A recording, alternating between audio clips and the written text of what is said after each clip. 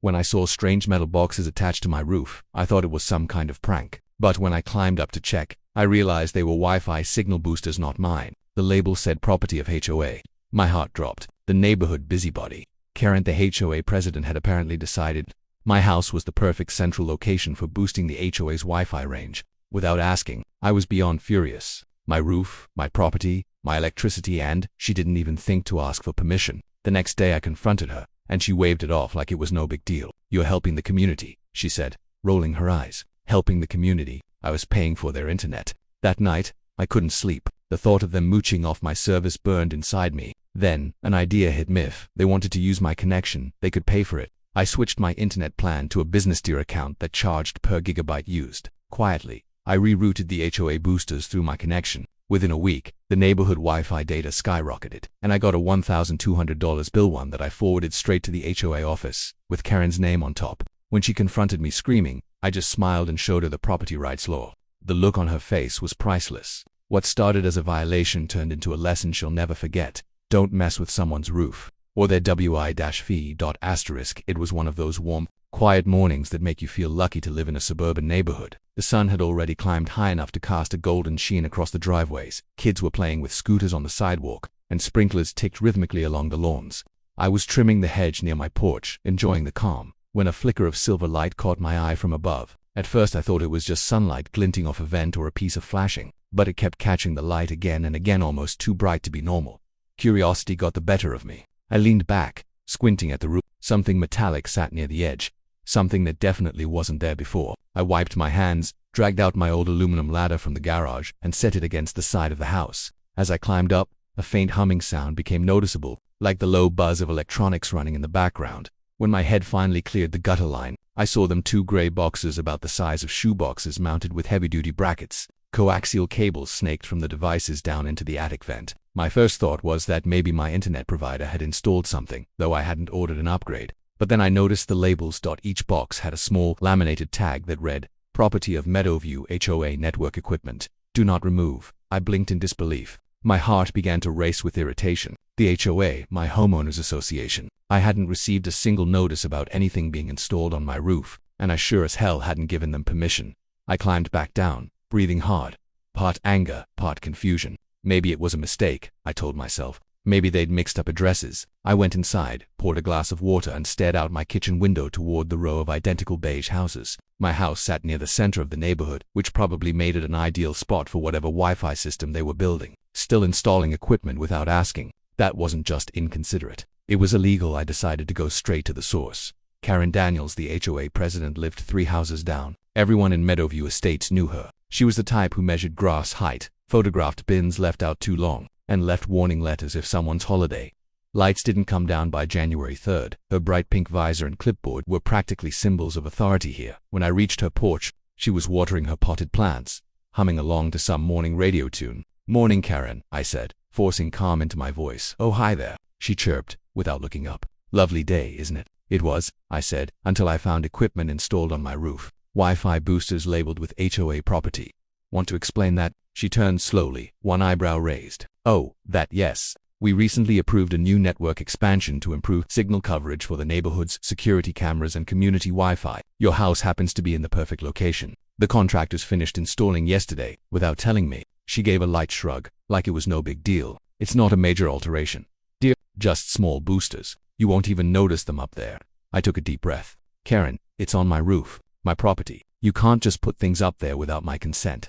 Karen smiled sweetly in the most condescending way possible. "Oh, don't be dramatic. You're helping everyone. Think of it as your contribution to the community. It doesn't even use your internet."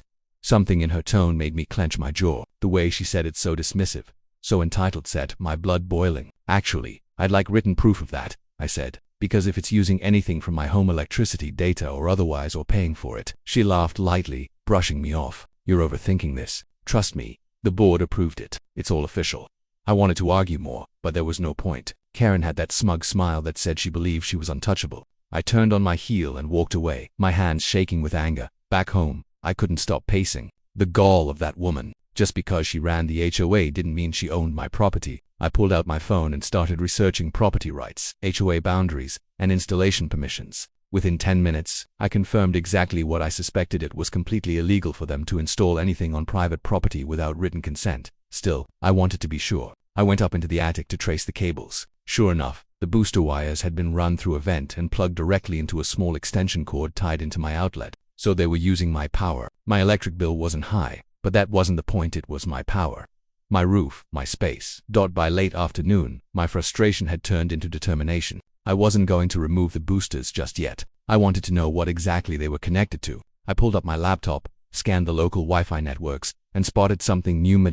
I clicked the info panel. The signal strength was strongest right inside my house. My roof boosters were working overtime to keep the network stable. I leaned back in my chair, an idea forming. If they wanted to use my house as their signal hub, maybe I could turn the tables, but first, I wanted evidence. I snapped photos of the devices, the cables, even a short video showing the hum of the boosters. Then, I drafted a quick email to the HOA board demanding immediate removal and compensation for unauthorized use of my property. I didn't send it yet. Something told me I could make a stronger point another way.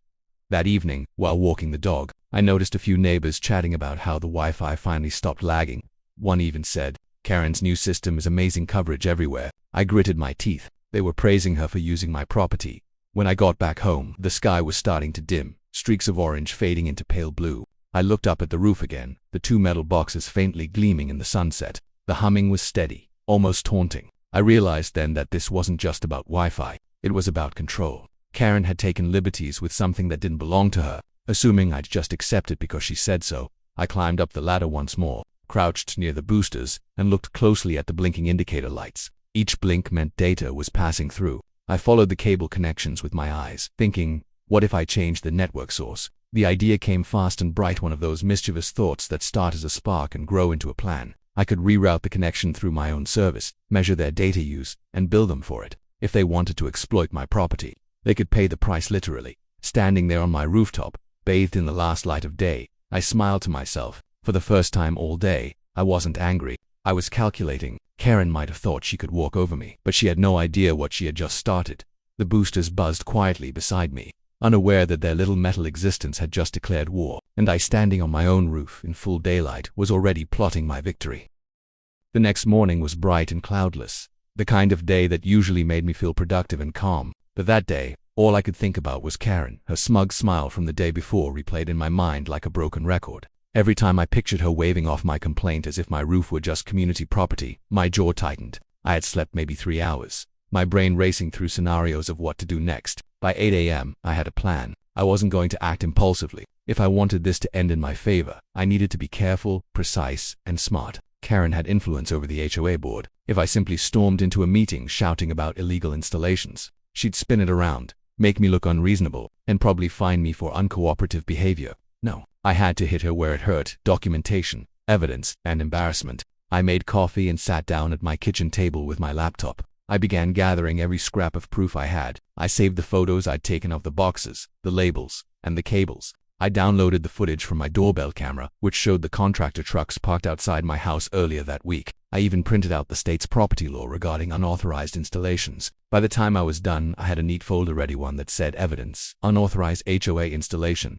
I was ready to confront her again, but this time, I wanted witnesses. Around 10 a.m., I saw my neighbor, Mark, out front watering his lawn. He was one of the few people in the neighborhood who actually stood up to Karen once or twice before, usually about silly things, like fence paint or mailbox sizes. I walked over, folder in hand. "Hey, Mark," I said, "can I ask you something weird?" He looked up, squinting against the sunlight. "Sure, what's up? Have you noticed any new Wi-Fi equipment around your house, like boxes or antennas?" He frowned. "Now that you mention it, I saw some guys with ladders last week near your driveway. I thought they were cable techs." "They weren't mine," I said. "They installed Wi-Fi boosters for the HOA on my roof, without permission." Mark's eyebrows shot up. "Seriously? They didn't even ask?" "Nope," I said. "And they're using my power to—" "That's messed up," he said, shaking his head. "Karen really crossed the line this time." "Exactly. That's why I'm going to talk to her again today. Would you mind being there? Just so I have someone else who hears it." Mark grinned slightly. "You want backup? You got it." By noon, the sun was hot and glaring. Karen's pastel-colored porch looked almost blinding in the daylight. Her flower pots lined the steps in perfect symmetry, and her American flag fluttered lazily in the breeze. She was sitting in her lawn chair, chatting on her phone, probably discussing some new neighborhood initiative. I walked up with Mark beside me. holding the folder tightly under my arm. Karen noticed us and gave a tight smile. "Good afternoon. Here to talk about the landscaping policy." "Not quite," I said, forcing politeness into my tone. "We need to talk about the equipment on my roof." She sighed, already annoyed. "Oh, not this again. I told you it's for the community Wi-Fi expansion, approved by the board." Mark crossed his arms. "You can't just put things on someone's private property, Karen. That's not how it works." Karen turned to him with a raised eyebrow. "And you are?" "Mark, I live next door," he said evenly. "And I saw the installers on his property without him there." Karen hesitated for a fraction of a second but quickly composed herself. "It was all contracted through the HOA, perfectly legitimate." "Then you should have informed me," I said, handing her a copy of the law I printed. "According to state property code, any installation on private property without written consent is illegal. You didn't have my consent. That's a violation."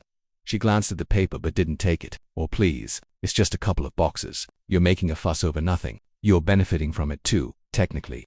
I took a deep breath, fighting the urge to raise my voice. "No, I'm not. I'm paying the electricity for it. And I didn't agree to that. So here's what's going to happen. You'll remove it or I'll invoice the HOA for usage costs and property rental fees." Karen's face went pale for a moment, then twisted into a mocking smile. "If you think you can charge the HOA, you're funny." Mark stepped forward. "He's not joking. Karen, you can't take someone's roof and pretend it's part of the neighborhood network. He's within his rights." Karen stood, her voice rising. "This is ridiculous. You're both overreacting. It's community improvement. Everyone benefits." I met her glare calmly. "Then put the boosters on your own roof." Her mouth opened, then closed. She looked at me like I'd just insulted her personally. "My roof doesn't have the right elevation," she muttered. "Right?" I said. "So instead, you decided to use mine without asking. You know what that's called? Theft of utility." She crossed her arms tightly, visibly flustered. "You're impossible. I'll bring it up at the next HOA meeting." "Perfect," I said. "I'll bring my evidence too." We left her porch with her still muttering under her breath. Mark chuckled as we walked away. "I've seen her mad before, but I think you just made her blood pressure hit a new record." I laughed softly, though inside I was still boiling. Good, maybe she finally learned she doesn't own everyone. Later that day, I emailed the HOA board a formal notice.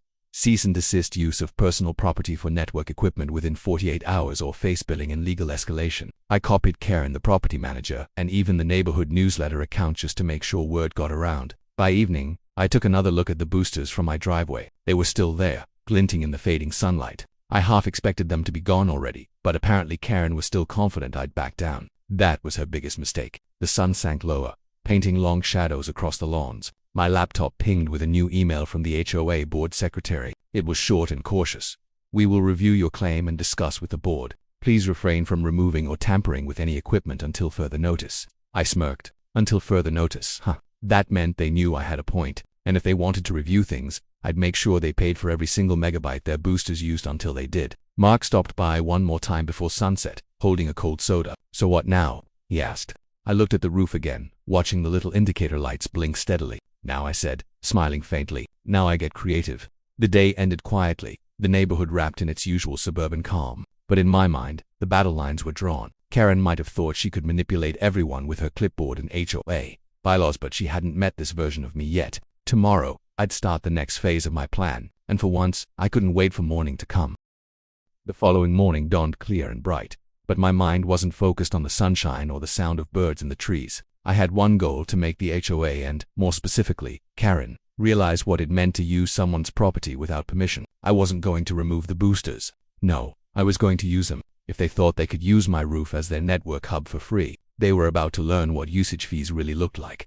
After a quick breakfast, I sat at my computer, logged into my internet service provider's account, and switched my plan from an unlimited package to a business-tier metered connection, the kind where you're charged per gigabyte. It wasn't cheap, but that was the point. I made sure to keep a screenshot of the plan details, the perfect evidence for later. Then I went into my router's settings and rerouted all traffic from the HOA boosters through my own network. It wasn't complicated, just a bit of IP reconfiguration and cable swapping in the attic. Within 30 minutes, the boosters were officially running on my bandwidth dots as I worked. I could hear the faint buzz of data flowing through the devices. They were active, very active. A glance at the real-time traffic monitor on my screen showed a constant stream of usage, video feeds, device pings, security uploads, probably even streaming from community events. My lips curved into a grin. This was perfect. By mid-afternoon, I checked again. Over 70 gigabytes had already passed through my connection. I could only imagine what the HOA was doing that needed that much data. The number kept climbing, minute by minute.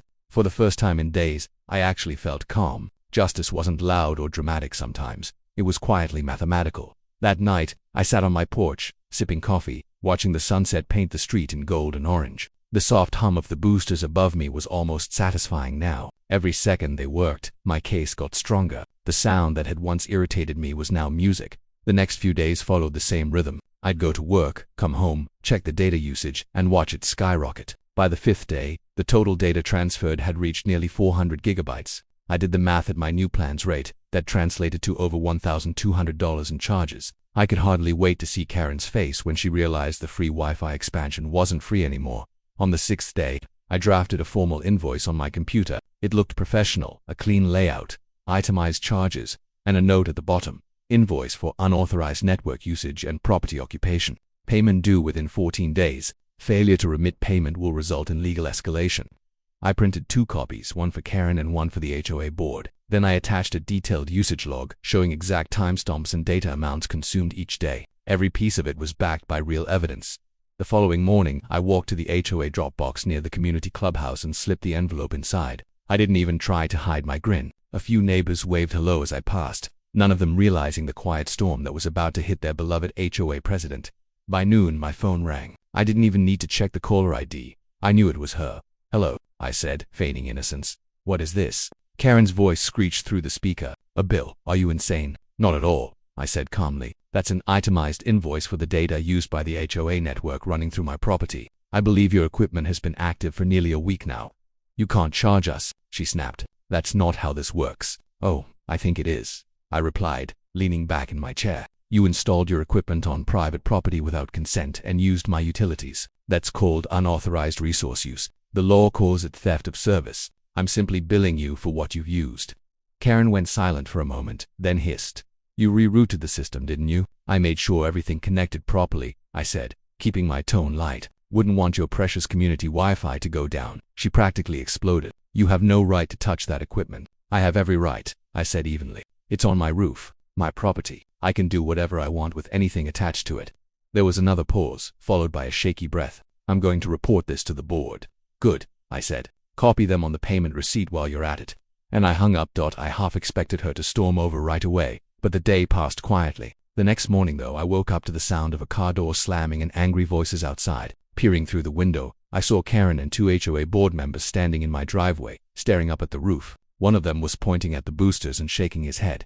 I went out to meet them, keeping my expression calm. "Morning," I said cheerfully. "Beautiful day, isn't it?" Karen spun toward me, her face red. "You've hijacked HOA property." "I've hosted HOA property," I corrected, "and I've billed you for it." "You're welcome." One of the board members, a middle-aged man named Steve, stepped forward, trying to sound diplomatic. "Look, we understand there's been some miscommunication here. Maybe we can work this out." "Sure," I said. "Remove the boosters and pay for the data. Then we're even." Karen glared at me, her jaw clenched so tightly I thought her teeth might crack. "You can't just..." Steve cut her off. "Karen, he's technically right. We didn't get a signed release for the installation. It's a violation of policy." The look she gave him could have melted steel. "You're siding with him." "I'm siding with the law," Steve muttered. For a moment, no one spoke. The street was still, the air heavy with tension. Finally, Karen folded her arms and hissed, "Fine, we'll have the technicians remove them tomorrow. But we're not paying that ridiculous bill." I smiled. "That's okay. I've already forwarded a copy to the HOA's legal office and my attorney. I'm sure we'll sort it out quickly." The board members exchanged uneasy glances. Karen muttered something under her breath and stalked back to her car. By the next afternoon, the boosters were gone. The roof looked clean again, and the quiet that followed felt almost strange after a week of constant humming. I thought that would be the end of it. But later that evening, I opened my mailbox and found an envelope. No note, no message, just a check for the full $1,200. Made out to me. I couldn't help but laugh. The neighborhood Wi-Fi went back to being spotty, and people started complaining on the community forum. I saw a few posts grumbling about technical issues and budget delays. Karen, of course, didn't mention me, but I knew she'd learned her lesson. That night, I sat on my porch again, looking up at the now empty roof. The crickets chirped, the breeze rustled, the leaves, and for the first time since this whole mess started, I felt completely at peace. Karen had tried to use my property for her control. Instead, I'd used her arrogance for my profit. Daytime justice had never felt so satisfying. For a few days after the boosters came down, peace returned to my home. The neighborhood looked normal again, kids riding bikes, sprinklers misting over lawns, mail trucks rolling through the cul-de-sac. You'd never guess there'd been a silent war fought on my rooftop just a week earlier. I thought that was the end of it. But with Karen, peace never lasted long. By the third day, whispers started spreading. Neighbors I usually chatted with seemed oddly distant. A few smiled politely but didn't linger. One even avoided eye contact when I waved. I didn't understand at first, but then, scrolling through the neighborhood group chat that evening, I found out why. Karen had been busy. There, in the community feed, was a post from her titled "Misuse of HOA Equipment, Community Update." My stomach dropped as I read. It has come to our attention that a resident, without authorization, interfered with HOA property and caused damage to our newly installed Wi-Fi network. This has led to costly repairs and connectivity issues. We remind all residents that tampering with community systems is against policy. No names were mentioned, but it was obvious who she meant. The replies poured in. People complaining about weak signals, others demanding accountability. One or two comments even hinted at legal action. I sat back staring at my screen, equal parts furious and amused. Karen's ego couldn't handle losing, so she'd rewritten the story, turning herself from the rule-breaking aggressor into the victim of vandalism. Classic still. I wasn't going to let that lie sit unchallenged. The next morning, I printed out my original invoice, the proof of data usage, and the copy of the check the HOA had already issued me. Then I wrote a short, factual post in the same thread for transparency. The HOA installed equipment on my private roof without consent. After proving unauthorized use of my utilities, I invoiced them for data consumption which the HOA paid in full. No damage occurred. Documentation available upon request. Within an hour, the thread exploded. Some neighbors were shocked. Others were furious at Karen. A few even thanked me for standing up to her. By afternoon, the post had been locked by the HOA moderator, most likely Karen herself, but the truth was out. Later that day, while I was trimming my front hedge again, Mark strolled over with a grin. "Well," he said, "you really stirred the pot." I chuckled. "Guess Karen didn't like being outsmarted. She's fuming," he said, leaning on the fence. "I heard she called an emergency HOA meeting tonight. Probably wants to save face." "Let her try," I said. "I'm done playing by her script." That evening, I showed up at the community clubhouse, mostly out of curiosity. The place was full, about 30 residents crammed into folding chairs, fanning themselves under the fluorescent lights. Karen stood at the front, her usual pastel outfit replaced with a dark blazer, like she was on trial. She cleared her throat, shuffling papers dramatically. "Thank you all for coming on short notice," she began. "We've had recent confusion regarding the Wi-Fi network project and want to clarify the facts." A few people murmured. I took a seat near the back, arms crossed. Karen continued. "The HOA's intention was to improve connectivity for everyone. Unfortunately, due to interference from a resident, we suffered financial and technical setbacks." Someone raised a hand. "You mean the resident you installed equipment on without permission?" Karen's smile faltered. "That was a misunderstanding." Another voice chimed in. "You sent people onto his roof without asking. That's trespassing." The room buzzed with voices now. Karen tried to regain control, but the crowd was no longer buying her version. Finally, one of the board members, Steve, stood up. "Let's be honest," he said. "We made a mistake. We didn't get a written release. He had every right to bill us, and we paid it because it was justified." Karen's face flushed red. "Steve, that's not," he cut her off. "It is, Karen. You pushed this through without consulting the board properly. You told us the homeowner had approved it. He didn't." The room went silent. For once, she had no clever comeback. Steve turned to me. "Sir, on behalf of the board, we apologize for the inconvenience and the violation of your property rights." I nodded. "Apology accepted. Just make sure this doesn't happen again to anyone." A ripple of applause broke out around the room. Karen looked like she wanted the floor to open and swallow her whole. I stood ready to leave, but then decided to make one final point. "Karen," I said, my voice calm but firm, "next time you want to improve the community, try asking for help instead of taking it. You'd be surprised how many people would actually say yes if you treated them like neighbors instead of subordinates." Her lips tightened, but she didn't answer. I left the meeting feeling lighter than I had in weeks. Over the next few days, things started shifting. People began stopping by to talk, not out of curiosity, but out of appreciation. One woman said, "We've all been scared to stand up to her. You did what we couldn't." Another neighbor offered me a coffee, saying, "About time someone taught her a lesson." The gossip eventually settled, and Karen's power began to crumble. At the next HOA election, she didn't even run for president. Steve took over instead, promising transparency and respect for homeowners. The community felt different, friendlier, more open, less policed. One afternoon a week later, I spotted Karen in her yard, clipping roses. She looked smaller, somehow quieter. When she saw me, she hesitated, then gave a reluctant nod. It wasn't exactly an apology, but it was something. I nodded back and went on my way. For the first time in a long time, I actually enjoyed living in Meadowview again. No letters about lawn length, no random violations taped to mailboxes, no more HOA surprises on my roof. Just peace. Still, Every time I looked up at that patch of shingles where the boosters used to be, I couldn't help but smile. It reminded me of how quickly power can shift when you refuse to be stepped on a few weeks later. Mark invited me to a small neighborhood barbecue. As the smell of grilled food filled the air and laughter echoed across the street, I realized the irony of all of this chaos had actually brought people closer together. Even Karen's downfall had, in its own strange way, improved the community she claimed to care about. By the time the sun dipped low and the sky turned golden, I leaned back in my chair, sipping a cold drink, watching kids play tag near the sidewalk. Mark nudged me. "You know," he said, "you might have done more good for this place than the HOA ever did." I smiled. "I didn't plan to. I just wanted my roof back." He laughed. "Well, you got it, and a better neighborhood too." As the laughter and chatter filled the warm evening air, I thought about how small acts of defiance could change more than just a situation. They could change an entire community. Karen's Wi-Fi boosters were gone, but their legacy remained a neighborhood that finally stood up for itself. Weeks turned into months, and life in Meadowview Estates slowly found its rhythm again. The days were quieter, calmer, almost peaceful. The endless stream of HOA notices stopped appearing in mailboxes, and the tension that once hung in the air like static had disappeared. Neighbors who used to avoid each other now waved in the mornings. Kids rode their bikes freely without someone measuring their noise levels, and people started organizing small block parties without fear of Karen showing up with a clipboard. For me, it felt like the neighborhood had finally exhaled. After everything that happened, I no longer saw my house as just a place to live. It had become a small symbol of standing your ground. The spot on my roof where those Wi-Fi boosters once sat was now just a smooth patch of shingles, but every time sunlight reflected off it, I felt a quiet satisfaction.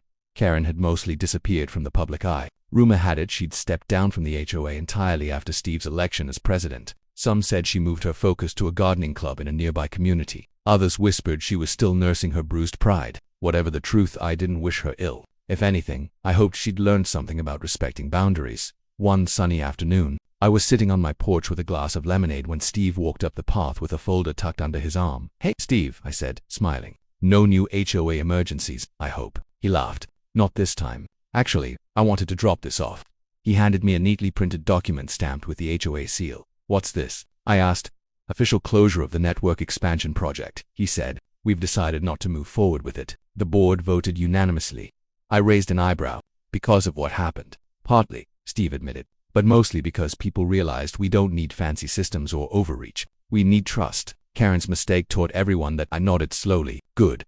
It's nice to hear some common sense finally took root." He chuckled. "Oh, and by the way, the board also voted to update the bylaw. From now on, no HOA project can touch private property without written consent. It's officially in the rules."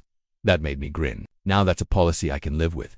We shook hands, and as he left, I couldn't help but glance at the sky, clear blue, streaked with thin white clouds. The world looked lighter somehow, as if the neighborhood itself had turned a new page.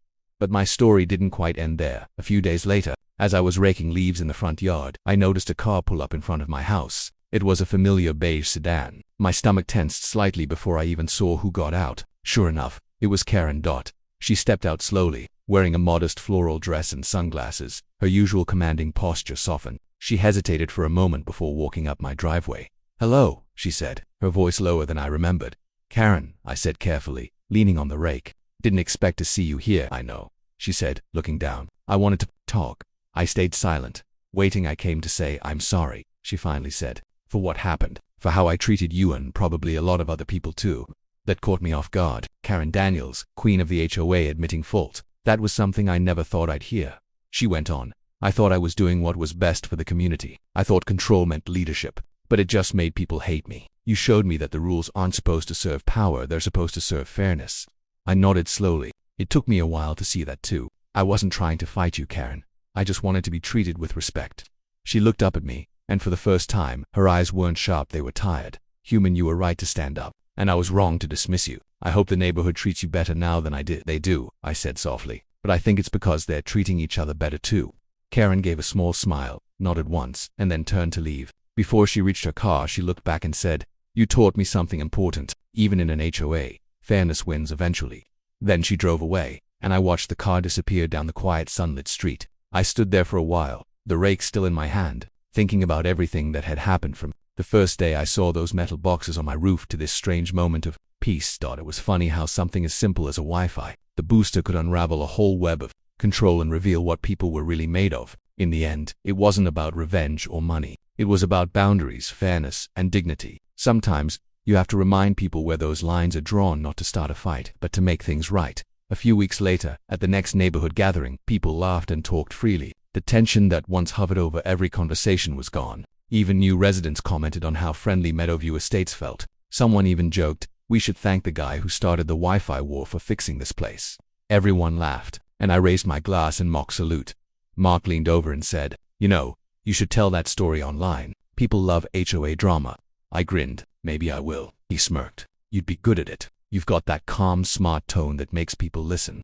And that was the seed of an idea. I went home that night, sat down at my desk and opened my laptop. The cursor blinked on an empty page as I typed, "Welcome to HOA Advisor, real stories about power, pride, and property. Let's make neighborhoods fair again." When I hit save, I felt something shift. What started as a neighborhood battle had turned into a story worth sharing. A story about standing up when it's easier to stay silent, about fighting small injustices that grow into big problems if left unchecked. And maybe, just maybe, my little victory in Meadowview could help others facing the same thing somewhere else. The next morning, I uploaded my first video and hit publish. As the sunlight filled my living room and my phone buzzed with the first few views and comments, I couldn't help but smile. Karen had her HOA empire. Now I had a platform for the people she used to silence. Maybe that was the best kind of revenge, not winning a fight, but turning it into something that could help others win theirs. And with that, the story that started on my rooftop finally came full circle.